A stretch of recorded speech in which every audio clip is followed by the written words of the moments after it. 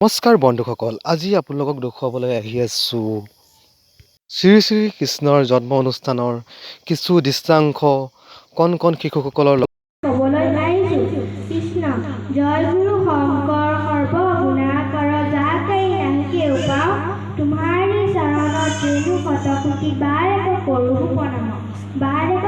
প্ৰণাম কৃষ্ণ।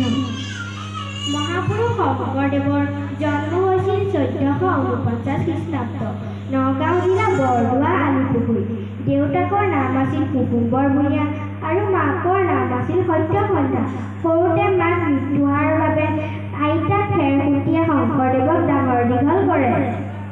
12 বছৰ বয়সলৈকে নীতি-গান্ধী কৰি ফুৰা শংকৰদেৱক আইতাকে গুৰু মহেন্দ্ৰ কুণ্ডলী টোলত নামভৰ্তি কৰাই দিলে। কফলাখন শিকিয়ে আকাৰ ইকাৰ নোহোৱাকৈ ভগৱানৰ ৰূপ বৰ্ণনা কৰি এটি সুন্দৰ কবিতা ৰচনা কৰে। কবিতাটোৰ নাম কৰতল কমল। অতি কম দিনৰ ভিতৰত 4 বেদ 14 শাস্ত্ৰ আৰু 18 পুৰাণৰ জ্ঞান লাভ কৰি সকলোকে চমক লগাই দিয়ে। কুসুম্বৰ ভূঞা মৃত্যু হোৱাৰ পাছত জ্ঞাতি কুটুমৰ লগ লাগি সূৰ্যৱতী আইৰ লগত শংকৰদেৱক বিয়া পাতি দিলে। কিন্তু মনু নামৰ কন্যাটি জন্মৰ পাছত সূৰ্যৱতী আইৰ মৃত্যু হোৱাৰ বাবে শংকৰদেৱৰ বিষয় বাসনাৱতী বৈৰাগ উপজে।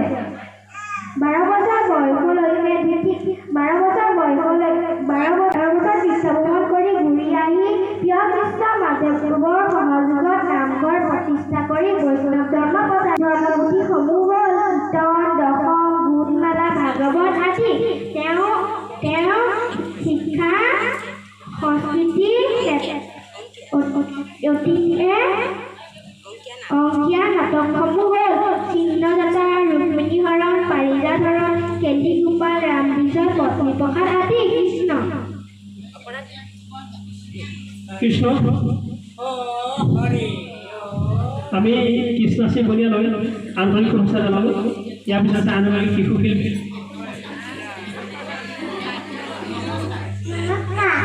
মোৰ নাম শ্ৰীমতী গুঞ্জন ধুনীয়া।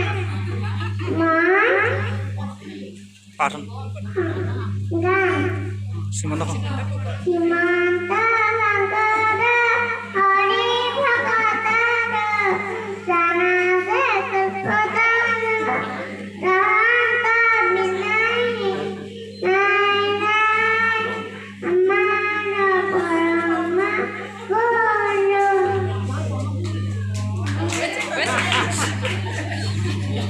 আমি গুণগুণ বনিলৈ ভক্তিভাৱ গঢ়ালোঁ।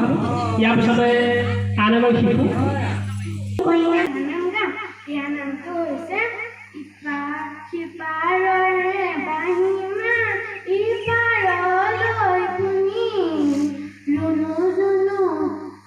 নেপুৰ বাজে